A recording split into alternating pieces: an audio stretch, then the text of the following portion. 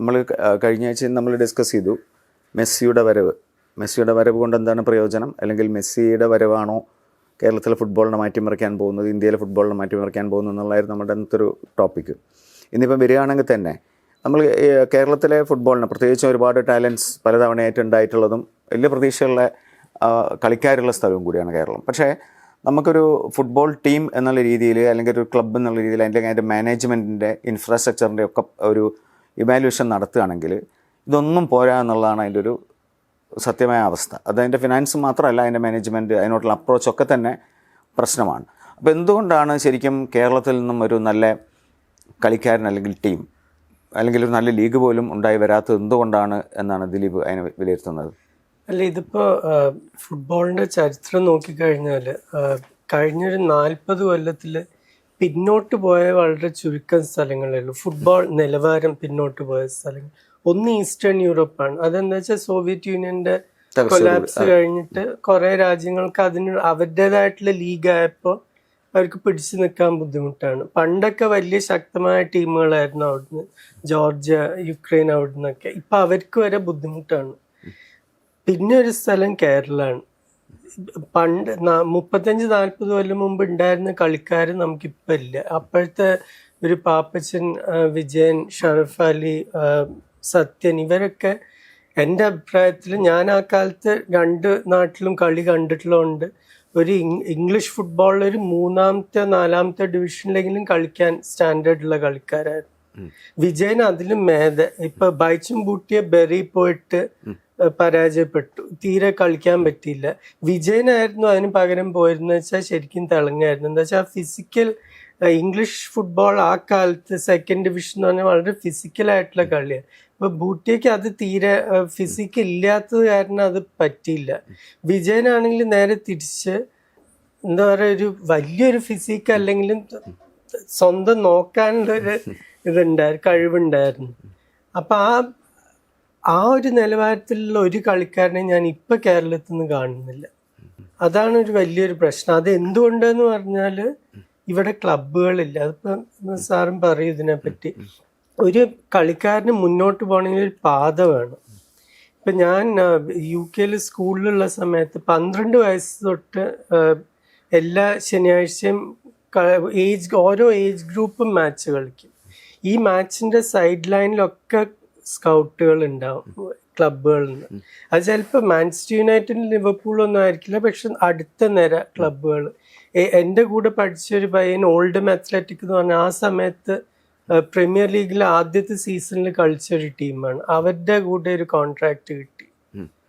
എന്താ വെച്ചാൽ ഇതൊക്കെ 12 വയസ്സിൽ തന്നെ ഇത് സ്കൗട്ട്സ് വന്ന് കളി നോക്കി. അപ്പൊ പിന്നെ സെൽഫിയും സെൽഫോണും ഒന്നും ഇല്ല. ഒക്കെ ചെറിയ പോക്കറ്റ് ഡയറിയിൽ നോട്ട് ചെയ്യാം, ഇവന്റെ ഫുട് വർക്ക് ഇതാണ്, സ്പീഡ് ഉണ്ട്, ഇതൊക്കെ അവര് എല്ലാം ഓരോ ഇതും നോട്ട് ചെയ്യുന്നത് നമുക്ക് കാണാം. ഒരു കളിക്കാരനൊരു 5 ഇത് കാര്യങ്ങളിലാണ് അവർ ഇവാലുവേറ്റ് ചെയ്യുക. Speed, ball control, positioning, passing, ഇതൊക്കെ നോക്കിയിട്ടാണ് അവർ തീരുമാനിക്കുക.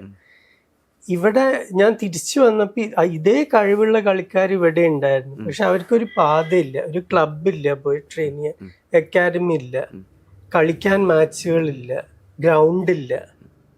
പിന്നെ എങ്ങനെ നന്നാവും?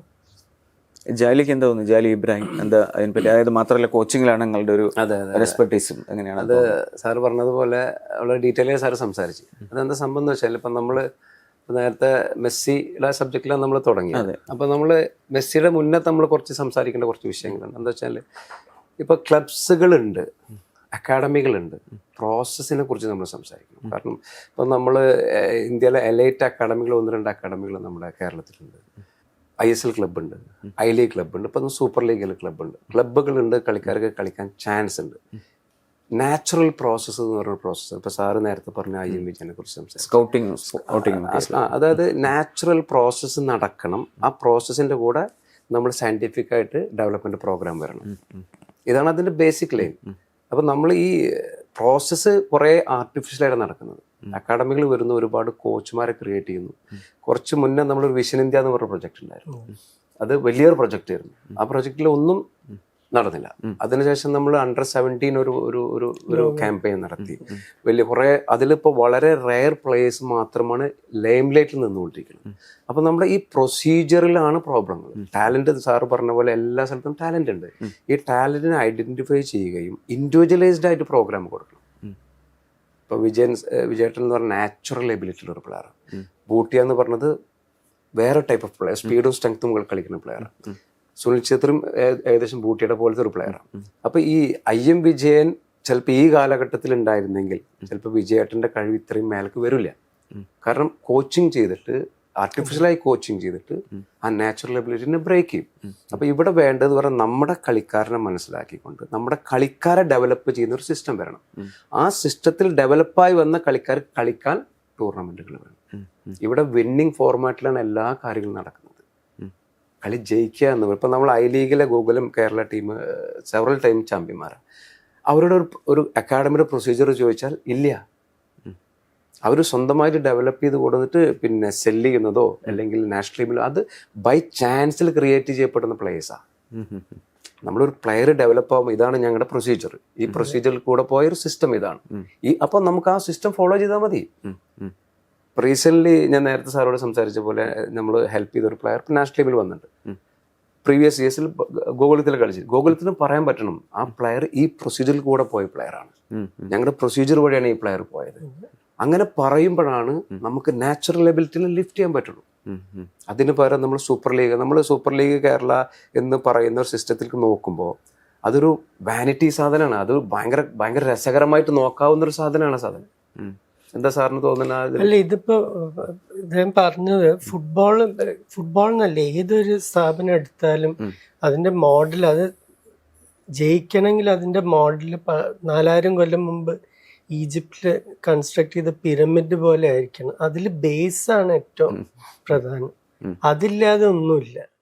ഇവിടെ ബേസ് എന്താ ഉള്ളത്? ഇപ്പൊ അർജന്റീനയെ പറ്റിയാണ് ഇപ്പൊ എല്ലാവരും സംസാരിക്കുന്നത്, മെസ്സി വരുന്നത് കാരണം. ബ്യൂണസ് ആയർസ് ഒരൊറ്റൊരു നഗരത്തില് 18 പ്രൊഫഷണൽ ക്ലബ്ബുകൾ, ഇവർക്കൊക്കെ അക്കാഡമി ഉണ്ട്.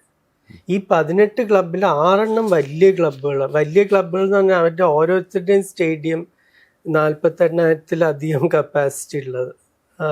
അതിൽ റിവർ പ്ലേറ്റ്, ബോക്ക ജൂനിയേഴ്സ് ഇവരൊക്കെ ഉണ്ട്. പിന്നെ മാരഡോണ കളിച്ച അർജന്റീനോസ്, അവരുടെ പിന്നെ കുറച്ചും കൂടി ചെറിയ ഗ്രൗണ്ടാണ്. പക്ഷെ ഇവരുടെ ഒക്കെ അക്കാഡമി സിസ്റ്റം ലോകം മുഴുവൻ അറിയപ്പെടുന്ന ഒരു സിസ്റ്റമാണ്. അതിന്ന് എല്ലാ കൊല്ലവും 1-2 കളിക്കാരിങ്ങനെ, ഇപ്പൊ ഒരാള് റയൽ മെഡ്രിഡിൽ എത്തിയിട്ടുണ്ട് റിവർ പ്ലേറ്റിൽ നിന്ന്. ഇത് നഗരത്തിൽ മാത്രം. അതിനപ്പുറത്ത് അവനേഡ എന്ന് പറഞ്ഞ നഗരത്തിൽ റേസിംഗ് ക്ലബും ഇൻഡിപെൻഡന്റ്, ഈ 8 ക്ലബും കൂടി അതിൽ 7 പേര് സൗത്ത് അമേരിക്കൻ ചാമ്പ്യന്മാരായിട്ടുണ്ട് ഒരൊറ്റ നഗരത്തിൽ നിന്ന്. ഇവിടെ കോഴിക്കോടും ബേപ്പൂരും എടുക്കണ പോലെ ഒരൊറ്റ സ്ഥലം. ഇവർക്കൊക്കെ അക്കാഡമി സിസ്റ്റം ഉണ്ട്. സാറ് പറഞ്ഞ പോലെ അവർക്കൊരു ശൈലി ഉണ്ട്. ഞങ്ങളുടെ കളിക്കാർ ഇങ്ങനെ കളിക്കും. അത് പിന്നെ ഓരോരുത്തർക്ക് അവരുടേതായിട്ടുള്ള, ഇപ്പൊ സെന്റർ ബാക്കും സ്ട്രൈക്കറും ഒരേപോലെ കളിച്ചാൽ ശരിയാവില്ല. അപ്പൊ അതിൽ ആ ഇൻഡിവിജ്വൽ അറ്റൻഷനും ഉണ്ട്. പക്ഷെ അവരുടെ കളിക്കാരുടെ ആ ഇൻഡിവിജ്വാലിറ്റി അവർ കളയുന്നില്ല. അതുകൊണ്ട് തന്നെയാണ് ഇപ്പൊ ഒരു റിവർ പ്ലേറ്റിന് അവരുടേതായിട്ടുള്ളൊരു ശൈലി ഉണ്ട്, ബോക്ക ജൂനിയേഴ്സിന് അവരുടേതുണ്ട്. അപ്പൊ അങ്ങനെയാണ് ആ ഒരു പാത്വേ കളിക്കാർക്കുണ്ട്. മെസ്സി 13 വയസ്സിൽ ബാഴ്സലോണയിൽ എന്തുകൊണ്ട് എത്തി? അതിന് മുമ്പുള്ള 5-6 കൊല്ലം ന്യൂവൽസ് ഓൾഡ് ബോയ്സിലത്തെ കോച്ചസ് ചെയ്ത പണി കാരണം. അതാണ് അത്. സാറേ എന്താ വെച്ചാൽ ഞാനൊരിക്കലൊരു ബാസ്കറ്റ്ബോൾ കോച്ച് US പോയിട്ട് ലൈസൻസിന് പോയിരുന്നു. ഒരു ഡൽഹിയിലുള്ള കോച്ചിൻ്റെ പേര് ഞാൻ മറന്നു, ഒരു ലേഡി കോച്ച്. അപ്പോൾ ഞാൻ ചോദിച്ചു എന്താണ് വ്യത്യാസം, കൾച്ചറിനെ കുറിച്ച് സംസാരിച്ചു. അപ്പോൾ ഈ നേരത്തെ സാറ് പറഞ്ഞത് ഒരു കൾച്ചറിൽ നിന്ന് വന്നൊരു ഉൽപ്പന്നമായിട്ടാണ്. കാരണം ഫുട്ബോൾ കളിക്കുക എന്നത് അതൊരു കൾച്ചറിൻ്റെ ഭാഗമായിട്ട് പറയണം. ഞാനൊരു ഇറാഖി ഫ്രണ്ട് ഉണ്ട് എനിക്ക്, എൻ്റെ വൈഫിൻ്റെ കൂടെ യൂണിവേഴ്സിറ്റിയിൽ വർക്ക്. അപ്പോൾ ഞങ്ങളവിടെ പാർട്ട് ടൈമിൽ കളിക്കുമ്പോൾ എന്നോട് പറഞ്ഞ് ഞങ്ങളവിടെ ബോംബ് വീഴുമ്പോഴും ഞങ്ങളിവിടെ പന്ത് കളിക്കും. ഇതൊരു കൾച്ചറിന്റെ ഭാഗമാണ്. ഞങ്ങളുടെ ഒരു പെണ്ണ് കാണാമെന്ന് ഞങ്ങൾ ആദ്യം ചോദിക്കും, പന്ത് കളിക്കാറുണ്ടാ? ഇത് ലൈഫിന്റെ ഭാഗമായിട്ട് മാറുമ്പോഴാണ് ഇപ്പൊ ഈ സാറി പറഞ്ഞ സിസ്റ്റം വർക്ക് ആവുള്ളൂ. നമ്മുടെ കൾച്ചർ വേറെയാണ്. എസ്പെഷ്യലി ഒരു മലപ്പുറം ജില്ലക്കാർ, ഞങ്ങളുടെ കൾച്ചർ എന്താ? പൈസ ഉണ്ടാക്കണം, ഗൾഫിൽ പോകണം, കാറ് മേടിക്കണം, വേറെ ഒരു കൾച്ചറിന്റെ ഭാഗം. ഇത് കളിക്കാരനാവണമെന്നും ഇത്. പക്ഷേ മലപ്പുറം ജില്ല പ്രത്യേകിച്ചും ചോദിക്കുകയാണെങ്കിൽ, ഇപ്പം മലപ്പുറം ജില്ലയാണ് കേരളത്തിലെ ഒരു ഈ രീതിയിലുള്ള ഒരു നാച്ചുറൽ ടാലൻസ് കൂടുതലുള്ള സ്ഥലം എന്ന് പറയുന്നത്. അവിടുന്ന് എന്തുകൊണ്ടാണ് അതാ അതിലൊക്കെ ഞാൻ പറഞ്ഞു വരുന്നത്. എന്താ വെച്ചാൽ നമ്മൾ ഈ നാച്ചുറൽ ടാലന്റ്, ഞാൻ നേരത്തെ നമ്മൾ ഓഫ് ദ മൈക്കിൽ സംസാരിച്ചത്, ഒരു ഒരു ഒരു പ്ലെയറെ നമുക്ക് ക്രിയേറ്റ് ചെയ്യാൻ പറ്റില്ല. ഒരു ഔട്ട്സ്റ്റാൻഡിങ് പ്ലെയറെ ക്രിയേറ്റ് ചെയ്യാൻ പറ്റില്ല. അങ്ങനെ ക്രിയേറ്റ് ചെയ്തിട്ടുണ്ടെങ്കിൽ കൊല്ലം മെസ്സിയും സാവിയും ഒക്കെ ബാഴ്സലോണയിൽ നിന്ന് പ്രൊഡ്യൂസ് ചെയ്യണം. അവർ അത്ര സിസ്റ്റത്തിൽ വർക്ക് ചെയ്യുന്നവരാണ്. അവർക്ക് ടാലന്റിനെ കിട്ടിയാലാണ് അവർക്ക് അത് വ്യക്തമായിട്ട് പണിയെടുക്കാൻ പറ്റും. ഇപ്പം മലപ്പുറം ജില്ലയിൽ നമ്മൾ ടോട്ടലെടുക്കുമ്പോൾ ഒരുപാട് പ്ലേയേഴ്സ് പന്ത് കളിക്കുന്നത് അവരെ ഗൈഡ് ചെയ്യുന്ന സിസ്റ്റം റോങ് ആണ്. കാരണം ഒരു ടാലന്റിനെ കണ്ടെത്തി കഴിഞ്ഞാൽ ഈ ടാലന്റിന് ഏത് വരെ പോകാമെന്ന് നമുക്ക് ഐഡന്റിഫൈ ചെയ്യാൻ പറ്റും നാച്ചുറൽ ബ്യൂട്ടി വെച്ചിട്ട്. ആ പ്ലെയറെ നമ്മൾ പറഞ്ഞ് ബോധ്യപ്പെടുത്തി നീ ഇത്രയും വർഷം ചെയ്ത് കഴിഞ്ഞാൽ ഇത്ര ലെവലിൽ പോകാം. ഇപ്പം ഞാൻ എൻ്റെ കുട്ടികളെ ട്രെയിൻ ഞാൻ പറയും, നീ ഇൻ്റർനാഷണൽ ആവാൻ സാധ്യത ഉണ്ട്, നീ യൂണിവേഴ്സിറ്റി കളിച്ച് ജോലി പിടിക്കണം. കാരണം കുട്ടികൾക്ക് ലൈഫ് സെറ്റിൽ ചെയ്ത് കൊടുക്കണം. കാരണം നമ്മുടെ കൾച്ചറും ലാറ്റിൻ അമേരിക്കൻ കൾച്ചറും എൻറ്റയർലി വ്യത്യാസമുണ്ട്. നമ്മുടെ ലൈഫിനോടുള്ള അപ്രോച്ചും ലാറ്റിൻ അമേരിക്കൻ അപ്രോച്ചും ഡിഫറെൻ്റ് ആണ്. നമ്മൾ ഫാമിലിയുമായിട്ട് കണക്റ്റഡ് ആണ്. നമുക്ക് കാര്യങ്ങൾ നടത്തണം, പെങ്ങളെ കല്യാണം കഴിക്കണം, കാര്യങ്ങൾ കുറേ ഉണ്ട്. അപ്പം നമ്മൾ ഫുട്ബോളിൻ്റെ പിറകെ പോയിട്ട് നമുക്ക് ലൈഫ് കളയാൻ പറ്റില്ല. അവിടെയാണ് നിങ്ങൾ നാച്ചുറലായിട്ട് ഐഡന്റിഫൈ ചെയ്യുക, അവരെ ഗൈഡ് ചെയ്യണം, പാത്ത് ക്ലാരിറ്റി വരുത്തണം. ഇപ്പം എനിക്ക് അക്കാഡമി ഉണ്ട്. നമ്മളവരോടൊന്ന് പറഞ്ഞാൽ ഞങ്ങൾ കളിക്കാരനാക്കി തരാന്നല്ല, നിങ്ങൾ ഗൈഡ് ചെയ്യാന്നാണ് പറയുന്നത്, ദ റൈറ്റ് വേയിൽ. അപ്പം അതിൽ ടാലൻ്റ് ഉള്ള പ്ലേയേഴ്സ് വരുമ്പോൾ അവർ ആ ലിഫ്റ്റ് ചെയ്യപ്പെടണം. ആ ലിഫ്റ്റ് ചെയ്യപ്പെടുന്ന സിസ്റ്റത്തിനെ കുറിച്ചിട്ടാണ് നമ്മൾ സംസാരിക്കേണ്ടത്. ഇപ്പോൾ ഒരാൾ ഒരു ബോൾ അവിടെ കിടക്കുന്നു, ആ ബോളിലേക്ക് എത്തണമെങ്കിൽ അവൻ്റെ ബേസിക് സ്പീഡ് കൂടണം. ആ ബോൾ വിൻ ചെയ്യുന്നവൻ അറ്റാക്കറും ബാക്കിലുള്ളവൻ ഡിഫൻഡറുമായിട്ട് മാറണം. അപ്പോൾ അവിടെ സ്പീഡ് എന്ന് പറഞ്ഞ നേരത്തെ സാറ് കൊണ്ട് കോമ്പണന്റ് വളരെ ഇമ്പോർട്ടൻ്റ് ആണ്. ഇങ്ങനെയാണ് നമ്മളൊരു സിസ്റ്റത്തിന് ഡെവലപ്പ്. ഇതിന്റെ സയന്റിഫിക് വേർഷനാണ് യൂറോപ്പിൽ നടന്നുകൊണ്ടിരിക്കുന്നത്. അവർ ലാറ്റിൻ അമേരിക്കയിൽ നിന്ന് റോ മെറ്റീരിയൽ എടുക്കുന്നു, അല്ലെങ്കിൽ ആഫ്രിക്കയിൽ നിന്ന് റോ മെറ്റീരിയൽ എടുക്കുന്നു. അവരതിനെ സയന്റിഫിക് ആയിട്ട് അവിടെ വർക്ക് ചെയ്യണം. ഇപ്പൊ ഞാൻ നേരിട്ട് കണ്ട റൊബീനോ എന്ന് പറഞ്ഞ നമ്മുടെ ബ്രസീൽ AC മിലാനും അൽ അഹ്ലിയും കൂടി ദുബായിൽ ഫ്രണ്ട്ലി മാച്ചിൽ ഈ റൊബീനോ ഒരു ഷോൾഡർ പുഷിൽ ഒരു വലിയൊരു പ്ലെയർ അയാൾ ലിഫ്റ്റ് ഔട്ട് ചെയ്ത് കളഞ്ഞു. അവിടെ എന്താ നമ്മൾ കാണുമ്പോൾ എന്താ അവിടെ ആ ബോഡിയുടെ ഫങ്ഷനിങ് ആണ്. റൊബീനോ എന്ന് പറഞ്ഞപ്പോൾ ഇപ്പോൾ സാറ് നമ്മളെ പോലത്തെ ഒക്കെ ചെറിയ സൈസാണ്. അപ്പോൾ ഇതെന്താ വെച്ചാൽ ഇതിനെ ആ സയന്റിഫിക് ആയിട്ട് അപ്രോച്ച് ചെയ്തേ മതിയാവും. ഈ സയന്റിഫിക് അപ്രോച്ച് ചെയ്യാനാണ് നമ്മൾ ക്ലബുകളോട് പറയുന്നത്.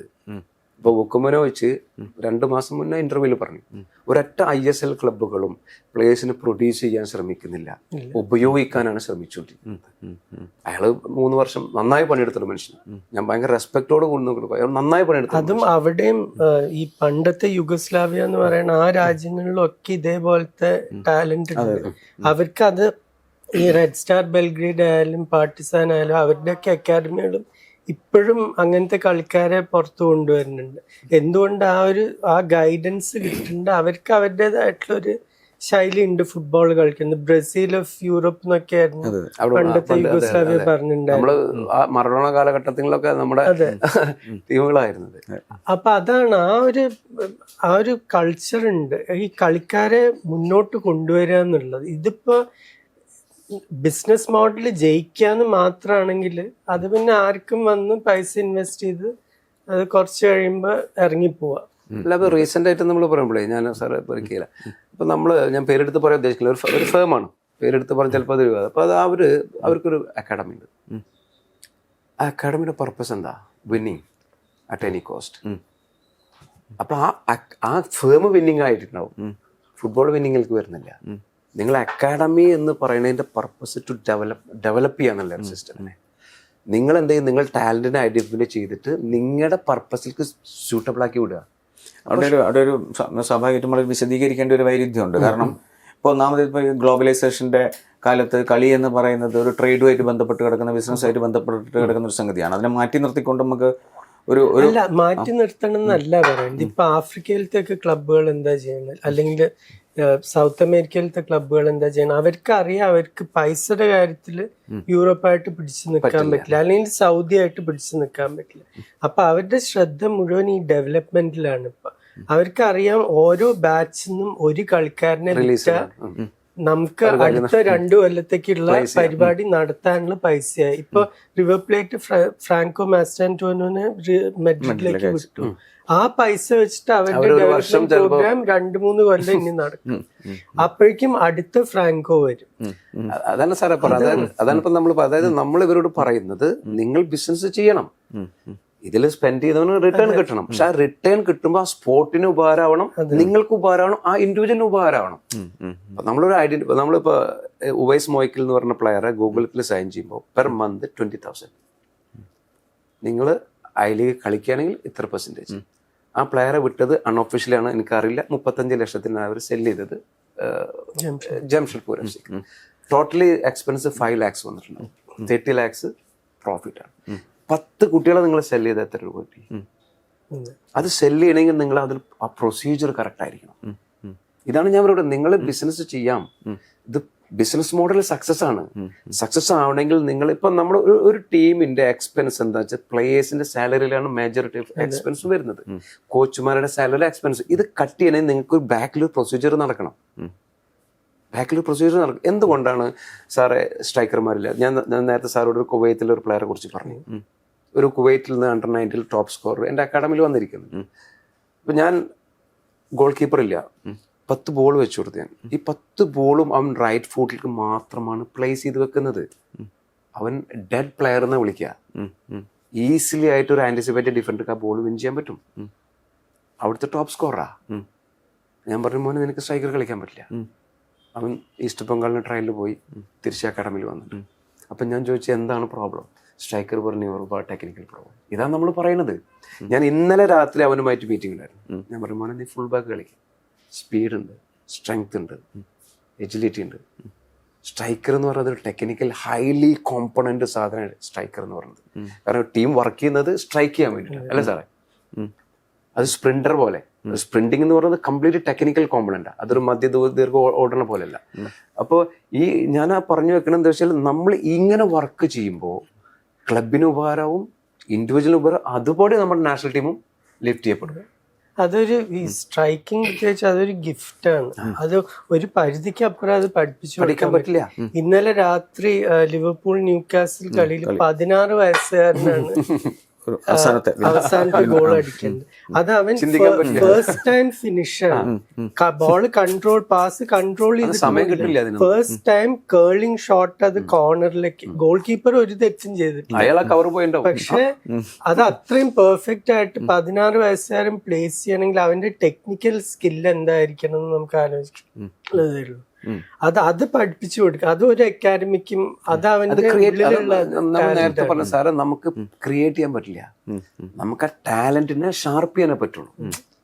നമുക്ക് സ്ട്രൈക്കർ അങ്ങനെയാണ് എത്ര സ്ട്രൈക്കർമാർ വന്ന. കാരണം സ്ട്രൈക്കിംഗ് എന്ന് പറയുന്നത്, ഞാൻ ദ്രോഗ്ബയുടെ ഇന്റർവ്യൂ പണ്ട് കണ്ടിരുന്നു. നിങ്ങൾ എപ്പോഴും ടെൻഷൻ അടിക്കുക വെച്ചാൽ പെനാൽറ്റി മിസ് അല്ല, ഞാൻ എൻ്റെ കുട്ടികൾക്ക് അസുഖം വന്ന ടെൻഷൻ അടിക്കും. ഒരു വേൾഡ് ക്ലാസ് സ്ട്രൈക്കറുടെ സാധനമാണ്. കാരണം കാമായിരിക്കണം, ഫോർ നെക്സ്റ്റ് ബോൾ ആൾ കളിക്കണം. അപ്പോൾ ഗോൾ അടിക്കുക എന്ന് പറയുന്നത് നാച്ചുറൽ എബിലിറ്റിയാണ്. ആ നാച്ചുറൽ എബിലിറ്റി നമ്മൾ ഷാർപ്പ് ചെയ്യണം. എന്തിന്? ലിഫ്റ്റ് ചെയ്യണമെങ്കിൽ. ഇപ്പോൾ ഐ ലീഗിൽ ഗോൾ അടിക്കുന്നത് പോലെയല്ല ISL-ൽ. ISL-ന്റെ ബാക്ക് ലൈൻ ഒന്നുകൂടി ഓർഗനൈസ്ഡ് ആണ്, ഒന്നുകൂടി സ്റ്റെബിലിറ്റി ഉള്ള ബാക്ക് ലൈനാണ്. അപ്പം നിങ്ങൾ ഐ ലീഗിൽ ഗോൾ അടിച്ചു കഴിഞ്ഞാൽ ISL-ക്ക് ട്രാവൽ ചെയ്യുന്ന ആ ഡിസ്റ്റൻസ് നിങ്ങൾ അളക്കണം. എവിടെയാണ് പോരായ്മ പഠിക്കണം. ഇത് പഠിക്കാനാണ് നമ്മൾ സിസ്റ്റം ക്രിയേറ്റ് ചെയ്യണമെന്ന് പറഞ്ഞുകൊണ്ടിരിക്കുന്നത്. ഇപ്പം നമ്മൾ കോഴിക്കോട് പ്ലേയേഴ്സ് ഉണ്ട്, മലപ്പുറത്ത് പ്ലേയേഴ്സ് ഉണ്ട്. നമ്മൾ ഇൻസ്റ്റാഗ്രാമിലേക്ക് നോക്കി, എന്നോട് ഒരു നൈജീരിയൻ കോച്ച് സംസാരിച്ചു. നമ്മളിപ്പോൾ ഇൻസ്റ്റാഗ്രാമിൽ നോക്കിയാൽ നമ്മൾ വിചാരിക്കും ലോകം മൊത്തം മാറി. ഒന്നും മാറുന്നില്ല. ഈസി അല്ലേ? കുട്ടികൾ വരുന്നു, ബാഗ് ഇടുന്നു, ഷൂ ഇടുന്നു, ജിമ്മിൽ പോകുന്നു, കുറച്ച് വെയിറ്റ് അടിക്കുന്നു. എന്തിനാണെന്ന് പോലും കുട്ടികൾക്ക് അറിയില്ല. അപ്പൊ ഇതെന്താ വെച്ചാൽ, ഇത് നേരത്തെ പറഞ്ഞ പോലെ ക്ലബുകൾ സ്പെൻഡ് ചെയ്യുന്നത് റൈറ്റ് വേല അല്ല. സൂപ്പർ ലീഗ് കേരള നമുക്ക് എല്ലാവർക്കും ഇൻട്രസ്റ്റിംഗ് സബ്ജക്റ്റുള്ള, അത് നിലവിൽ വരണം. One of the best league ആവണം. പക്ഷെ നിങ്ങൾ എത്ര കാലം സ്പെൻഡ് ചെയ്യും മണി റിട്ടേൺ ഇല്ലാതെ? എത്ര കാലം സ്പോൺസർമാർ സ്പെൻഡ് ചെയ്യും?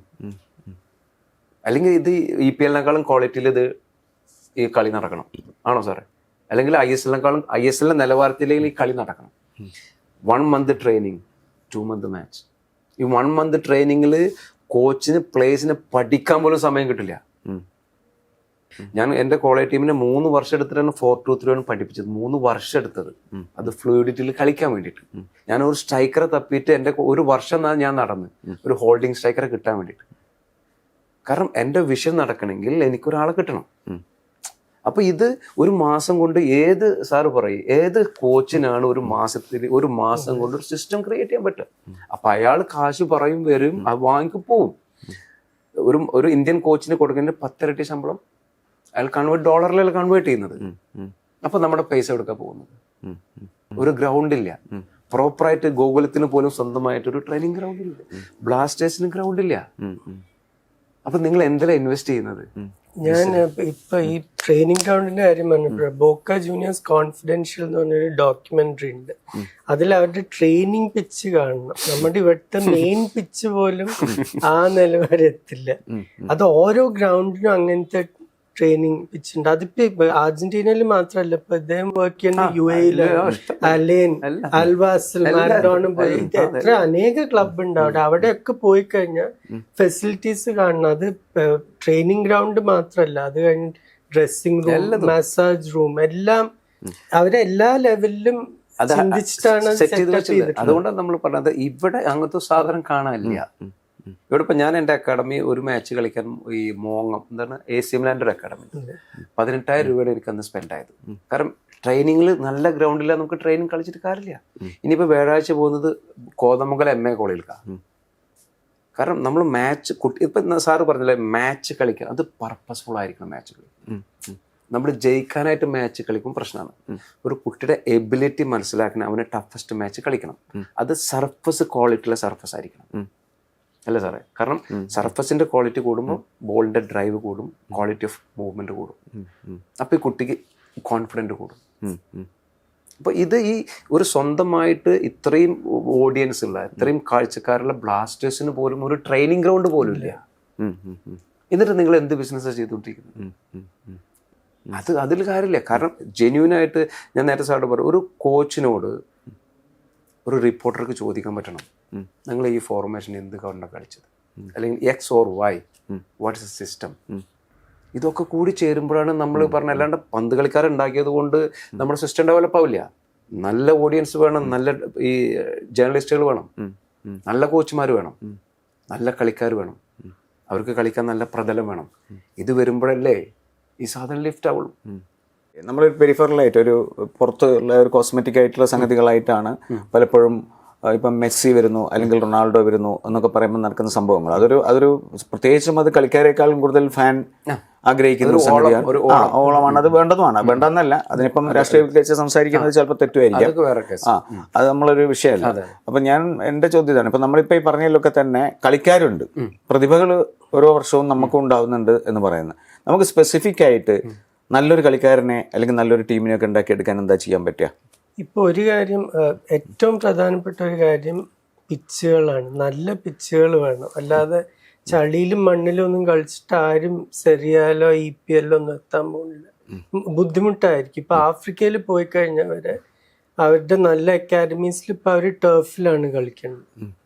അപ്പൊ അത് ചെയ്യാൻ വളരെ എളുപ്പമാണ്. ഇപ്പൊ ഞാൻ അന്വേഷിച്ചിട്ട് ഒരു 60 ലക്ഷത്തിന് 1 കോടിക്ക് അടുക്ക് ചെലവഴിച്ചാൽ ഫുൾ ടർഫ്, അത് ഡ്രെയിനേജ് ഉള്ള, ഇവിടെ ഡ്രെയിനേജ് പ്രത്യേകിച്ച് ആവശ്യം മഴ കാരണം, ഇതൊക്കെ അടക്കമുള്ള ഒരു പിച്ച് നമുക്ക് സെറ്റപ്പ് ചെയ്യാൻ പറ്റും.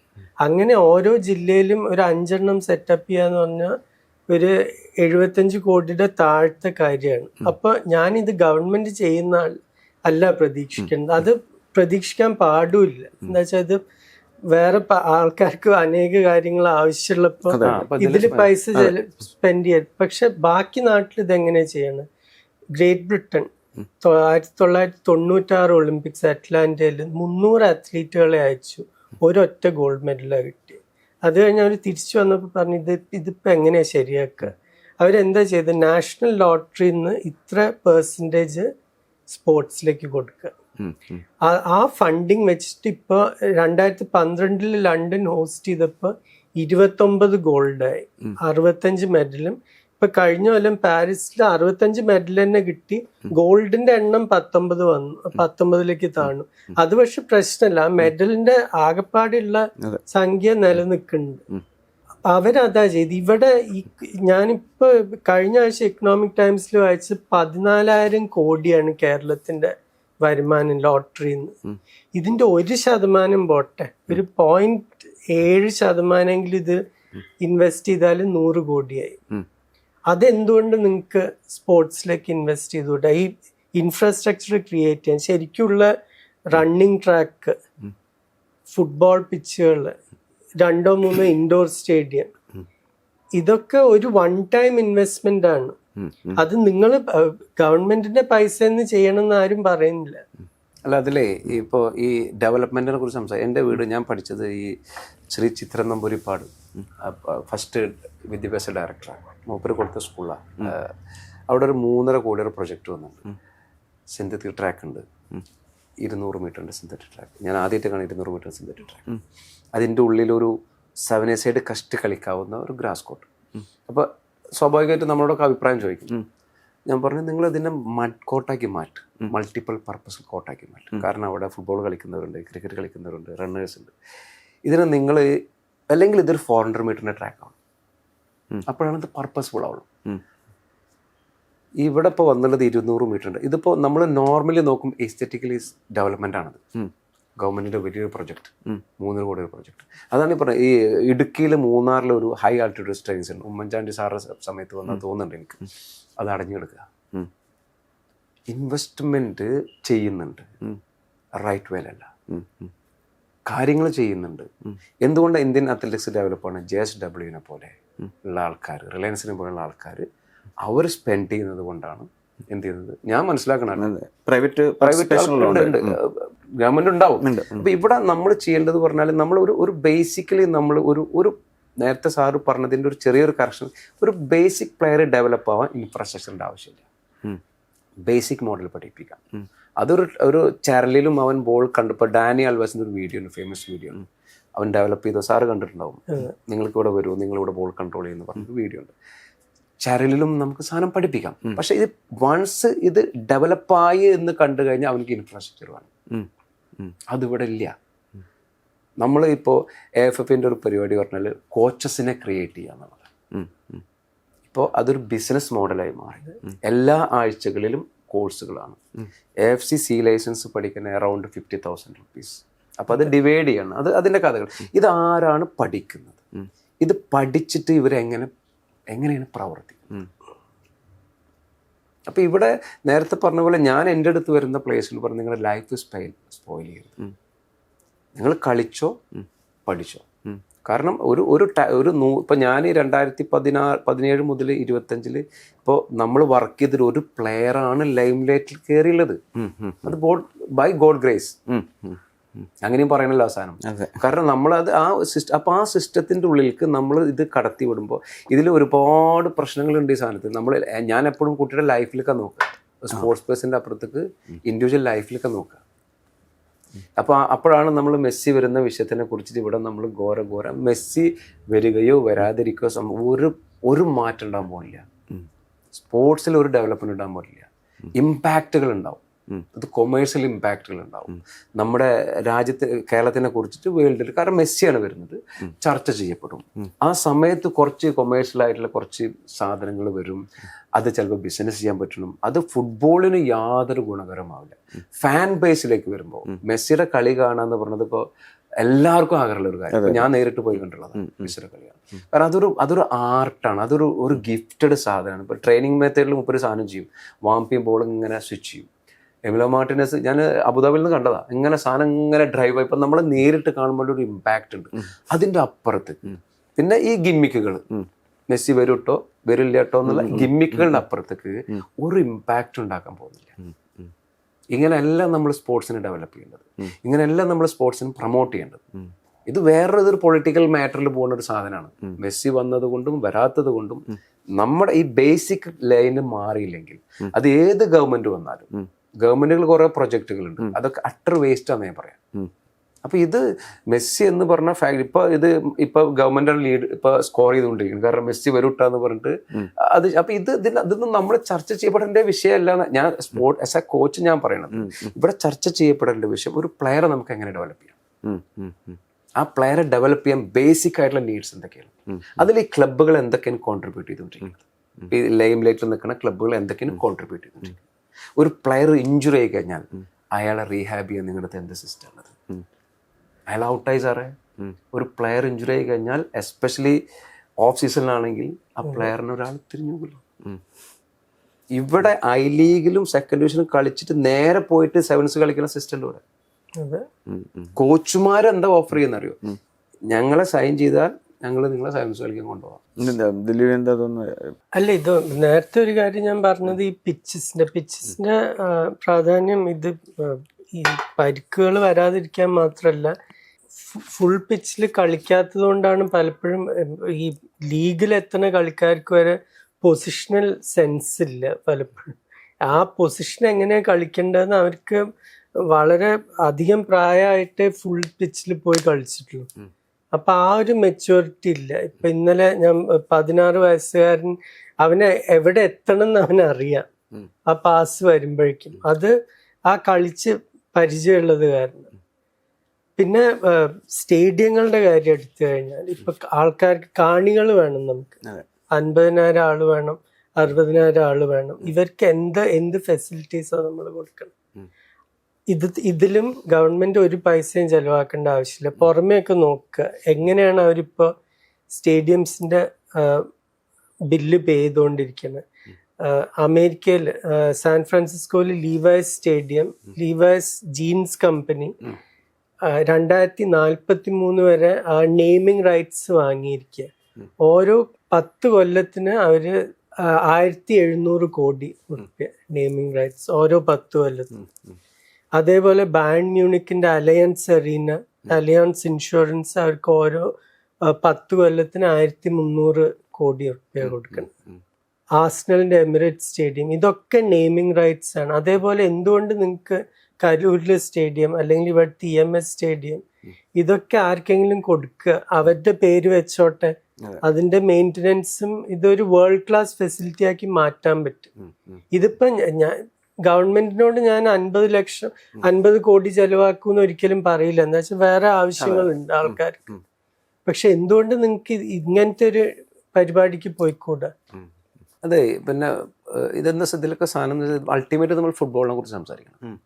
ഫുട്ബോളിന്റെ നിലവാരം മാറാതെ ഒരു കോർപ്പറേറ്റ് ഇതിൽ ഇൻവെസ്റ്റ് ചെയ്യില്ല. ഫുട്ബോളിന്റെ ഇപ്പോൾ EMS സ്റ്റേഡിയത്തിൽ അവർ നോക്കും, ഞങ്ങളിത് ഇൻവെസ്റ്റ് ചെയ്ത സ്റ്റേഡിയത്തിൽ എത്ര ആൾ അതിൽ കാണാൻ വരുന്നുണ്ട്. ഇപ്പം എന്താ SL ഒക്കെ ചെയ്യുന്നത്? മനഃപൂർവ്വം ഇത് പ്രൊമോട്ട് ചെയ്യാൻ വേണ്ടിയിട്ട് മീഡിയാസിനെ ഉപയോഗിക്കുന്നു, ഫ്രീ ഓഫ് ടിക്കറ്റ് കൊടുക്കുന്നു. എന്നിട്ട് ആ ഹൈപ്പിനെ കാണിച്ചിട്ടാണ് അവർ അടുത്ത മൈലേജ് ക്രിയേറ്റ് ചെയ്യണത്. ഫ്രീ ഓഫ് കോസ്റ്റിനാണ് അവർ എല്ലാവരും കളി കാണുന്നത്. ടീഷർട്ട് കൊടുത്തു കാര്യം. അപ്പോൾ നിങ്ങൾ ആർട്ടിഫിഷ്യലായിട്ട് അതൊക്കെ ക്രിയേറ്റ് ചെയ്യാൻ നോക്കുന്നത്. ഒരു ആർട്ടിഫിഷ്യലിൻ്റെ ആവശ്യമില്ല. നിങ്ങളുടെ കളിയുടെ നിലവാരം കൂടുകയാണെങ്കിൽ നിങ്ങളും കളി കാണാൻ പോകും ഇല്ലേ? ഇല്ലേ സാറേ? കാരണം ഒരു നമുക്കൊരു ആസ്വാദനം അവിടെ നിന്ന് കിട്ടണം. ആസ്വാദനം കിട്ടണമെങ്കിലാണ് നേരത്തെ സാറ് പോലെ ഗ്രൗണ്ടിൻ്റെ ക്വാളിറ്റി ഹൈ എൻഡ് ആയിരിക്കണം. അപ്പം ഇത് നമ്മൾ ഒരാൾ ഇൻവെസ്റ്റ് ചെയ്യണമെങ്കിൽ അവരെപ്പോഴും റിട്ടേൺ പ്രതീക്ഷിക്കില്ലേ? അപ്പം ഇതൊരു കണക്റ്റഡായി കിടക്കുന്ന സാധന. ഈ കണക്ഷൻ ക്ലിയർ ആവണമെങ്കിൽ ഫുട്ബോളിൻ്റെ ക്വാളിറ്റി കൂടണം, കളിയുടെ നിലവാരം കൂടണം. കളിയുടെ നിലവാരം കൂടണമെങ്കിൽ പ്ലേയേഴ്സിൻ്റെ എബിലിറ്റി കൂടണം. അനസിനെ ഞാൻ ദുബായിൽ ട്രെയിൻ ചെയ്യുന്ന സമയത്ത് റിഹാബിൽ, അപ്പം ഞാൻ റണ്ണിങ് ബേസിൽ പഠിപ്പിക്കും. അപ്പോൾ അനസ് പറഞ്ഞ് കുറച്ച് ഇതൊക്കെ വളരെ ഇമ്പോർട്ടൻ്റ് ആണെന്ന് കുറച്ച് ലേറ്റായിട്ട് മനസ്സിലായത്. റണ്ണിങ് പാറ്റേൺ, അത് പാറ്റേൺ പഠിപ്പിക്കുക പറഞ്ഞാൽ ലെസ് എനർജി മതി.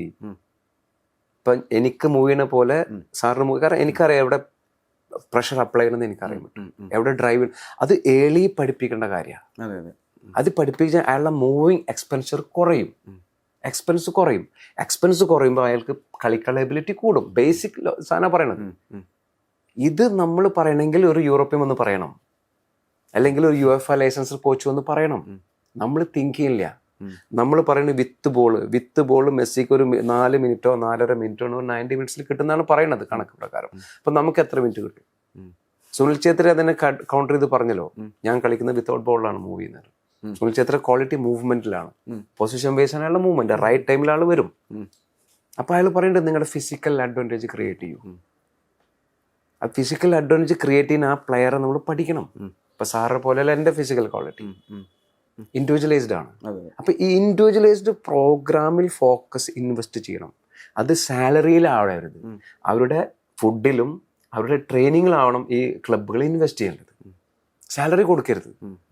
യങ് ടാലന്റിനെ കണ്ടെത്തിയിട്ട് അവരുടെ ഡെവലപ്മെന്റിൽ ഇൻവെസ്റ്റ് ചെയ്ത് കഴിഞ്ഞാൽ അത് ആ ക്ലബിനും ഞാൻ നേരത്തെ പറഞ്ഞ പോലെ തന്നെ ഉപയോഗിക്കുന്നത് ഉപകാരമാവും. ഇതിനപ്പുറത്തേക്ക് ഒരു കാരണം ഇൻവെസ്റ്റേഴ്സ് വരണമെങ്കിൽ അവർക്ക് റിട്ടേൺ കിട്ടണ്ടേ. അതെ അതെ ഗവൺമെന്റ് ഒരു പ്രൊജക്ട് പറയുമ്പോൾ അത് ഏറ്റെടുക്കണമെങ്കിൽ അവർ റിട്ടേൺ അവർ നോക്കില്ലേ. അതെ, ഇതാണ് അതിന്റെ കേസ്. അല്ല, യൂത്ത് ഡെവലപ്മെന്റ് ഇല്ലാതെ ഒരു രാജ്യത്തും ഇപ്പൊ 30 കൊല്ലം മുമ്പത്തെ കാര്യമൊക്കെ നമ്മൾ നോക്കുകയാണെങ്കിൽ ഇപ്പൊ അറബ് രാജ്യങ്ങളിൽ തന്നെ കുവൈറ്റും UAE മാത്രമേ ലോകകപ്പ് കളിച്ചിട്ടുണ്ടായിരുന്നു 94 മുമ്പ്. ഇറാഖ് 86. ബാക്കി ഇപ്പൊ ഒമാൻ, ഖത്തർ ഇപ്പോഴൊക്കെ മൂന്നാം റൗണ്ട് എത്തിയിട്ടുള്ള ടീമുകളൊന്നും ആരും കേട്ടിട്ട് പോലും ഇല്ല ഒരു 35-40 കൊല്ലം മുമ്പ്.